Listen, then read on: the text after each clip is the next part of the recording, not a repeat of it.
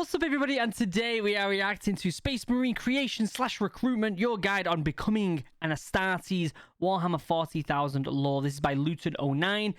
This is part 2. We reacted to part 1. Oh, it's one video, but I've split it up into 2 parts. And we reacted to the first part a couple days ago, and I genuinely loved it. I loved the idea of the origin story. You guys have been letting me know in the comments all the different books I should be reading if I'm really like into that type of thing. So I appreciate that a lot. So yeah, I'm really excited to learn more about this and find out more. I will leave a link down below to the original video. Please go over there, like it, subscribe, all that good stuff, because they totally deserve it. Also, don't forget, there's a link down below to the new announcement, Original Adventures. There is a YouTube channel and an Instagram link down below. Go, subscribe, and follow. Get ready, because it's going to absolutely blow your mind. You have no idea what it is. You have no idea what it is, and it's absolutely awesome. So definitely go and check that out. Anyway, let's shut up. Let's pop this up. Let's react to it.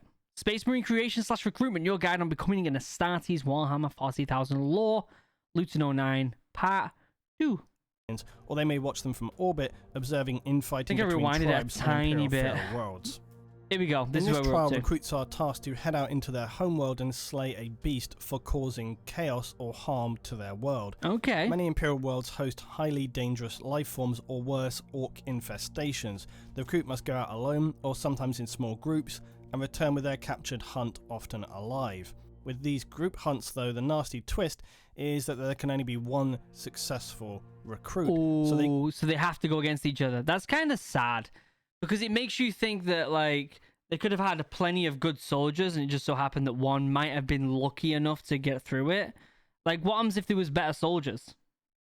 You know? Could turn on each other, break off alone to achieve or steal victory. I personally question the validity of this test. Fighting to the death to show strength over others seems plausible, but setting out in as a group, but then betraying other recruits seems to go kind of against the traits Astartes look for in recruits. Anyway, on returning home, they'll be required to slay their successful hunt in a ritual in front of their community before being led successfully away in the throes of glory. This picture makes me think, I wonder what body armor they're given. Are they even given body armor, or are they just in clothes? That's one thing that we'll probably learn in the books, or I'm yet to learn in the books, which I'm very excited for, is what do they actually look like? What are they given? What equipment are they given? What weapons are they given? That interests me a lot. Lastly, the quite vague challenge trial. And this is exactly what it is, some form of probably unsurmountable challenge. This could be to attempt to fight a full-blown space marine in combat. Wow. An impossible task, you might imagine, but usually remember, this is the 41st millennium and bizarre occurrences are abound. While the thought of a child fighting a space marine seems insane, remember, the task is usually to see how they approach it, not necessarily their success. Okay. In some extremely rare situations, though, the aspirant may actually beat the space marine challenger. That would be absolutely awesome. Can you imagine? Like, are they given body armor, though? Because if it's, like, someone not in body armor and then some in all that gear. Completely impossible as this may seem, that individual usually will hold some unusual or rare power and will go on to become a legendary hero of the chapter. The aspirant will also usually be armed, while the space marine unarmed and without his power armor. Still, as with most of the former trials, the test here is really about if they can just survive at all, not so much best their opponent. That's really cool. That's really, really cool. Other arguably more horrific tests, though, could be non-combat based and test a recruit's strength, speed, mental skill, or resistance to toxins. So they might, for example, be forced to drink nightmarish toxic chemicals, lift weights so heavy they break their bones apart, or evade some kind of horrific dangerous trap. Recruits deemed to have succeeded by whatever standards, however unlikely, will then be restored by chapter apothecaries. Ultramarines and again Imperial Fists favour these trials. Interesting. It seems like the Imperial Fists are really gruesome people. Like, they have some really hard trials. I wonder if they consider, like, if each faction considers themselves better than it's like, you know, you get the Royal Marines and the Paras and they're always at each other. And really and truthfully, they're both really good in different ways. Is that what it's like for all the different factions? Is it like they're all as good as each other, or they're all better in different ways, but they're not all like, there's not one above the other. Do you get what I mean? Like Space Wolves isn't above, you know, your Blood Angels, but they're better at one thing than the other is. Do you get what I'm saying? I wonder. Let me know in the comments. Clearly, a great many recruits will not survive this stage of assessment, but even those who fail to be accepted but by some miracle survive will usually be heavily respected for having done so, not just by their families and friends, but by the assessing Astartes. Having done no wrong but maybe just not made the cut, these surviving but unsuccessful aspirants who were assessed on their home world may return to their former communities, a rare occurrence. Interesting. Or they may continue on to serve the chapter as a serf, a menial but loyal servant who takes personal care of, say, a Marine's armour and weaponry. Those returned to their homes are extremely few, but surprisingly are not perceived as failures. It would be made clear to all that having just survived, they have shown sheer strength and integrity as an Imperial citizen. They would then likely go on to become a strong leader for that world as Imperial Guard, Planetary Defense Force, or some other leadership. Well, that's cool.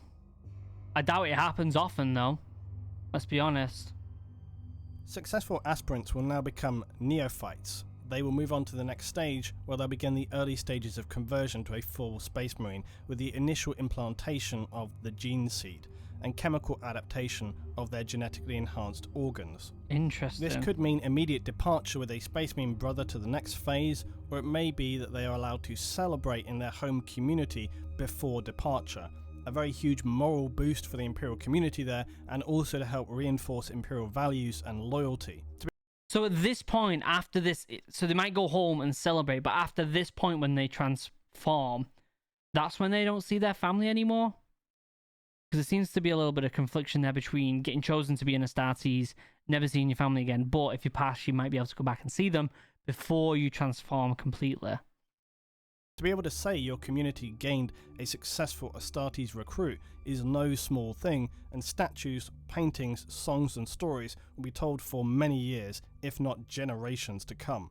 That's cool. Neophytes will be expected to engage in training for combat as well as other mental training, as well as following chapter lore. If a neophyte should break chapter lore through ignorance or unthinkably by deliberately doing so, they will expect severe punishments. Interesting. A neophyte breaking chapter lore will not simply be thrown out, they would likely be mind scrubbed, live out their lives as either, best case scenario, chapter serfs, being menial servants, or worse, forcible amputation and body conversion to life as cybernetic drones and slaves as servitors. Oh, that's them things that are just like floating skulls. That is scary. That is scary. Like terrifying. That alone stops you from wanting to leave.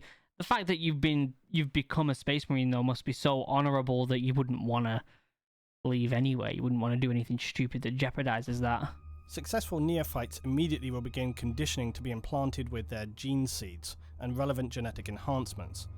Space Marines must be male because the gene seed is only compatible with male hormones and genetics. So no, you won't see female Space Marines. The neophytes also need to be tested for compatibility. I'm always kind of surprised that this doesn't happen before the recruitment trials, but anyway, so they're tested for compatibility, otherwise as with organ transplants. Rejection would be fatal for the neophyte. Even with this testing, it can still happen later down the line. They will then further have their mental strength checked before implantation of the gene seed begins, to ensure that they are in no way compromised by the forces of chaos. So basically, it's get stacked or die. Right?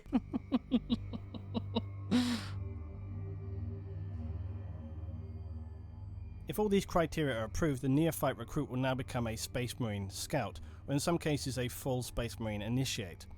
They will live isolated in the Space Marine chapter's fortress monastery on the homeworld, save for any approved missions.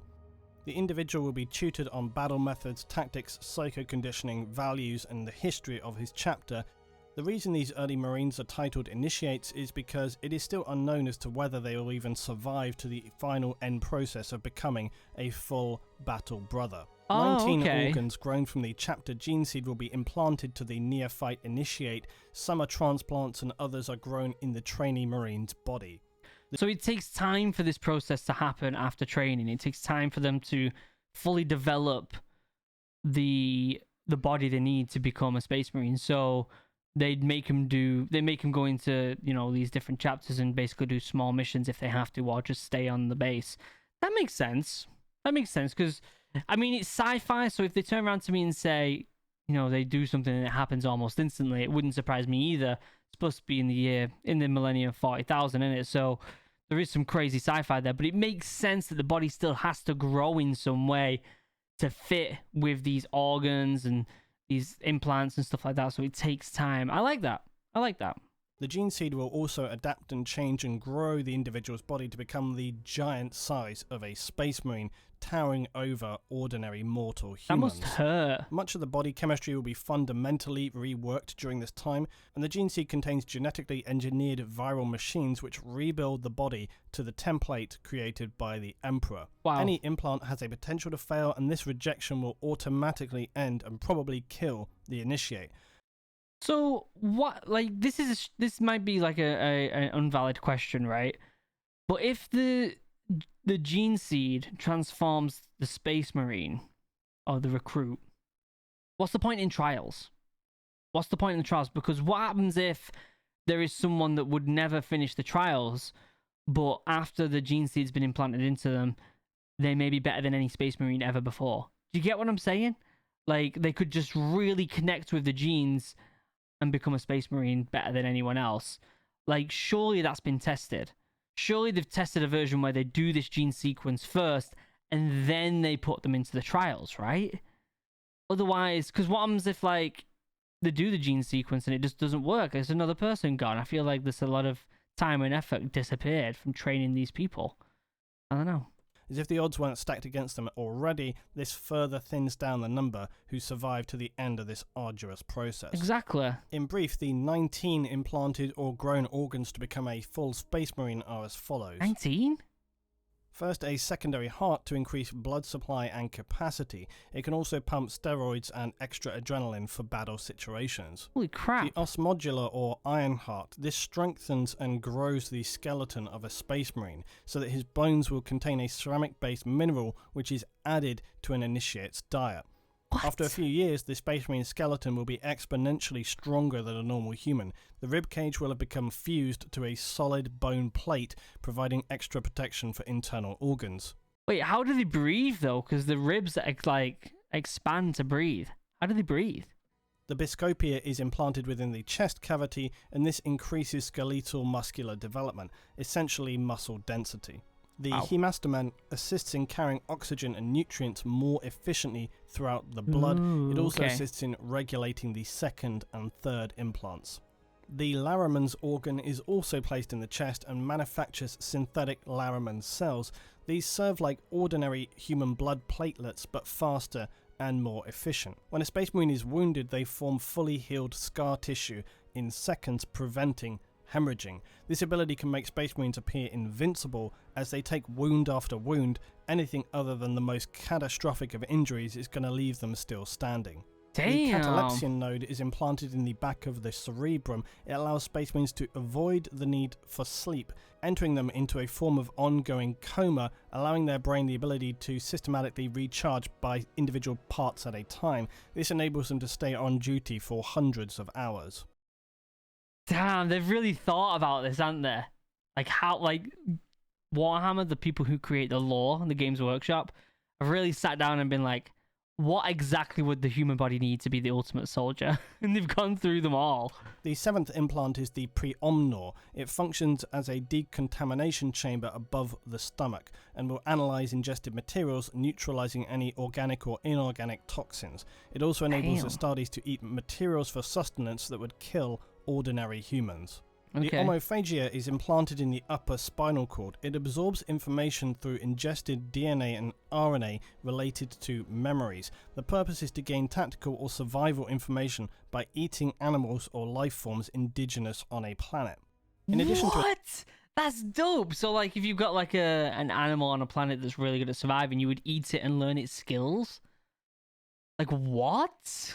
A second heart, Space Marines also have multi-lungs as their ninth implant. 3 in fact. This is to give them extra oxygen absorption in thin air environments. In a toxic environment, their ordinary lungs are shut off to allow the third lung to act as a filter for any necessary toxins. That's cool. The 10th adaptation is the ocular lobe. It's a gene seed adaptation that enhances eyesight along the optic nerves. This gives increased accuracy of vision and increased low light sight ability. Lyman's ear is not simply better for more accurate hearing, it enables Marines to resist ordinary human dizziness and for them to be able to filter out white noise and sonic attacks. Ooh. The Sasan membrane allows a Space Marine to enter a state of suspended animation. This can enable mortally wounded Marines to survive until help or an apothecary's arrival. This is blowing my mind right now, guys. Learning about all these different organs, like, he's literally blowing my mind. This is so cool. This is like super grimdark sci-fi. Like, you think Dune is like dark in ways, sci-fi. This is like a mix between, and in fact I don't even know what it's a mix between because I've never seen anything so dark like this before, but it's cool AF. This hibernation period has been known to be able to last for anything as long as half a century. Melanochrome alters the pigments in the skin cells, allowing Astartes to shield himself from dangerous radiation and heat. Different levels of this in effect can cause physical differences between chapters, such as the very pale skin of the Blood Angels or the darker skin of the Salamanders. The lytic kidney filters blood to further remove toxins that have been ingested in combination with the 7th organ.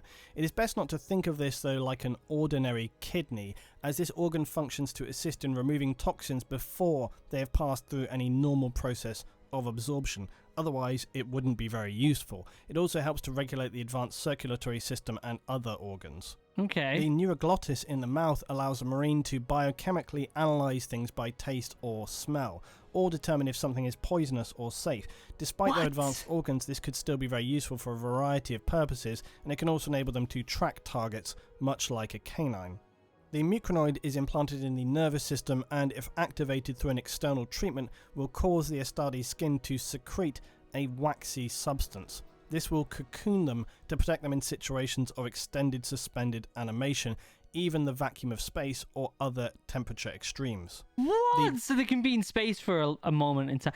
Like, these are now I know why they are literally superhumans. Like, now I know why. Holy cow. Betcher's gland consists of 2 glands implanted in the mouth. These allow the Astartes to use their saliva as a corrosive acid when consciously activated. This could enable them to corrode bars if they were held captive or remove doors from their hinges. It also can assist them in eating difficult to break down substances. Some Marine chapters have found that this organ no longer functions or has become less effective over time.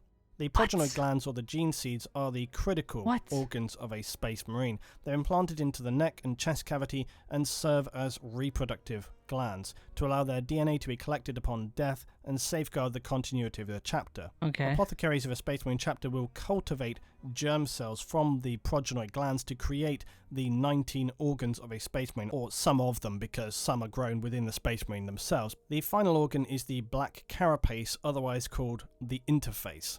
This material is implanted under the skin of the chest with the now shell-like ribcage. Fibred bundles then grow inward and interlink with the Space Marine's nervous system. Points for these bundles are pre-cut by apothecaries and form neural connection points. The function of these are to allow a Space Marine to interface with the heavy power armor, or as some would have you believe, the armor's machine spirit. These connections enables faster reaction and maneuverability. Without this, Space Marines would lumber around very much encumbered by the heavy armor they wear. So they're literally connected to their armor, like physically connected to their armor. That's really cool. Because yeah, it makes sense that, like, it doesn't matter how strong you are, that's big armor. That's really big armor that's going to slug you down a lot. But when you see them in action in all these animations, they're really quick. But yeah, that makes sense. It's cool. That's so cool. It's worth remembering that this whole process probably sounds heavily traumatic, but consider that it ideally happens on the young Neophyte or initiates between the ages of about 10 to 12 years old and should be then completed by age 18. many are going to suffer critical or multiple organ failure during the process. The penalty, or arguably mercy for this, is usually euthanasia, although conversion to a servitor for the chapter is sometimes an option depending on chapters and their needs. Again, for those families who never see their sons again, in some cases it's probably for the best. All they need to know is he's serving the Imperium. Right, that makes sense. sense. More recently, since the involvement of Belisarius' call of the Mechanicum, Primaris Marines are a new breed of superhuman Astartes. Primaris Marines? Under instruction from Robert Gulliman, Primaris Astartes are only created from the gene seeds of loyalist Primarchs. They contain 3 additional organs, and their gene seed is considerably more genetically stable. So these are even, like, more superhuman? Gulliman had instructed Call to develop these new organs with the goal of creating the Primaris. And their additional organs are the sinew coils. This enables the sinew of a Primaris Astartes to be durametallic, contracting with immense force, gifting them extreme strength and his body further resilience. This increased strength will literally enable them to crush the skulls of their enemies with bare hands. Holy cow. The magnifact, and this small lobe is inserted to the brain cortex.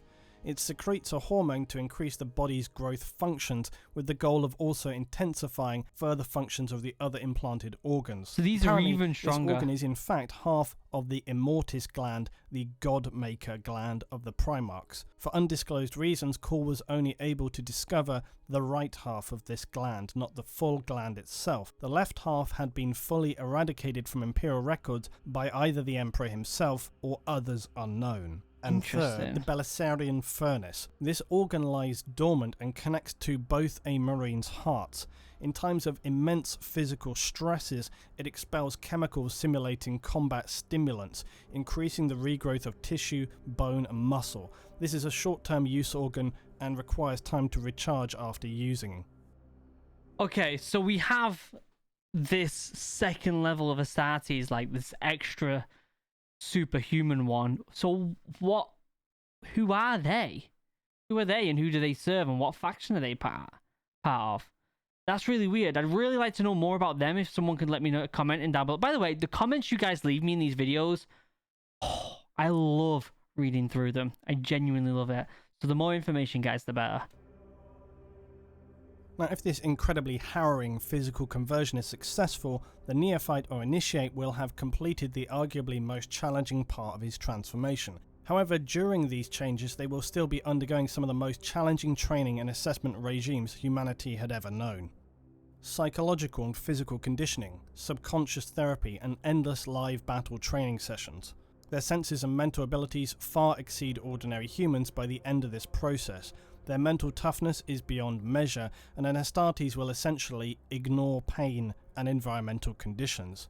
An Astartes will assault enemies who, to simply look upon, would make an ordinary human suffer a complete mental break. Many, through endless conditioning, will develop photographic memories. Much of this round-the-clock therapy will also neutralize any latent character flaws and create stable, highly single-minded warriors. This is so cool. Like, look at that picture. Like, the whole idea of, like, the ultimate soldier that goes through these trials, has all this body modification. And I know some people in the comments said don't compare it to Halo, but it is kind of in a way similar to what Master Chief went through, but times 1,000. Do you get what I'm saying? Like, Master Chief went through some hard stuff, but if you times that by, in fact, times that by like 1,000,000, because not only do they have to go through all these trials, but they have to go against each other. They have to fight other Space Marines. They have to get these body modifications that are far more extensive than what Master Chief went through. Is horrifying. And it makes you realize why when people see these guys, they're looked upon as like demigods. Endless mental and physical indoctrination will also teach and reinforce high respect for authority and to expertly carry out orders. With that said, it's important to remember that Space Marines are not mindless drones or clones. They are individuals, and while always following the rule of command, if a situation warrants it, they are entirely capable of disobeying orders if they believe it to be ultimately necessary. The consequences for this, though, could be, and usually are, potentially highly severe. At the end of this process, the few successful young children who were pitted against one another and survived the ordeals to reach this point will be welcomed as successful young initiates, becoming full Space Marine battle brothers, So Imperial cool. Astartes, the greatest warriors in the galaxy. Astartes' aging, though, does seem somewhat random, with some living even as long as 10,000 years. But What? given the fractured and strange nature of time in the 41st millennium, it can be really hard to put accurate expectancies on this, and many Marines who are not killed may reach at least half a century in age. It's no exaggeration to state that on successfully becoming an Astartes, these men would be far from what you would recognise as human. Their extended lives and nearly unbreakable bodies are truly no prize. Yeah. Their lives from this point on are spent in the sole act of defending humanity and the Imperium of Man. So Accepting that their gruesome. lives will be lost in battle at some point in the future, probably in horrific circumstances, they'll never see anyone they had ever known in their lives again. Families, friends will die far before they even begin to think of such things. Space Marines are the protectors. That's Humanity terrifying. in the 41st millennium stands on a precipice. We've known many horrors, disasters, and catastrophes, the ending of many worlds, but the next millennia will be the most critical. Threats surround humanity, some still difficult to gauge just how severe and if we can resist them. Our hope is in the Astartes, and the Imperium of Man, and the Emperor. Hell yeah. With the Primarch rulebook Guilliman returned, there is a glimmer of hope in the darkness. Hell yeah. What a video. What a video. Man never changes, so war never changes. Damn. What a great video. Holy cow. I'm like speechless. He's got a recommendation here for, let me pull it up. This one right here. The Grey Knights Part 1. Let me know in the comments if you want me to react to that, because I certainly will. It looks like it's a way bigger series though. So I'd have to split that up quite a bit. But holy cow, that was amazing. Like, the process of becoming a Space Marine is way more gruesome and way more terrifying and kind of, I don't know what the word is I'm looking for, but not as nice as you'd think. Like, even though it's really honorable, it's also a horrible life. Do you know what I mean? Like, it's not a good life, it's a horrible life. So what a strange concept, and well done for the people who came up with this lore, because it's so intricate and so perfectly made through trial and error that this kind of lore is brilliant. Like, it's genuinely fantastic. I've not seen anything like it before. And again, there's things that are kind of similar to it, like Halo. There's a bit of Dune in there. This is a whole different level of grimdark. This is just really, really dark. I don't know what's worse than grimdark, but it's horrific. It really is. Jeesh. Let me know in the comments what you think. I will leave a link down below to LUETIN09's video. Please go over there, like it, subscribe to all this stuff, because he totally deserves it. Members, you're amazing. I love you. I couldn't do this without you. I honestly couldn't make videos every single day if it wasn't for these members. So thank you for supporting the channel as much as you do. I truly, truly appreciate it. Links down below to Original Adventures, the new project that I'm going to be revealing very, very soon. Link down below to the YouTube channel for it and the Instagram for it. Go and check it out. Follow and subscribe. Highly recommend it. You're going to be absolutely blown away. Links down below to all my socials, including the 2 links to Discord, the military link for all things military, the geek links for all things Warhammer, SCP, D&D, Halo, Metro, Star Wars, all that good stuff. Go to that one. Also, a link down below to my podcast and my Twitch stream, where I stream Mondays, Wednesdays, and Fridays. I am not streaming today, unfortunately, though. I am a busy, busy bee. Also, a link down below to my second channel, Original Human Geek, where we do stuff like D&D and other fun stuff, which, by the way, I'm going to be the person leading the next campaign. When you see this, it'll be the day I'm actually doing the campaign for the first time. I'm really excited. So I hope you get to see that next week, and I hope you get excited. Until next time, guys, I love you all. Have a wonderful day. Goodbye.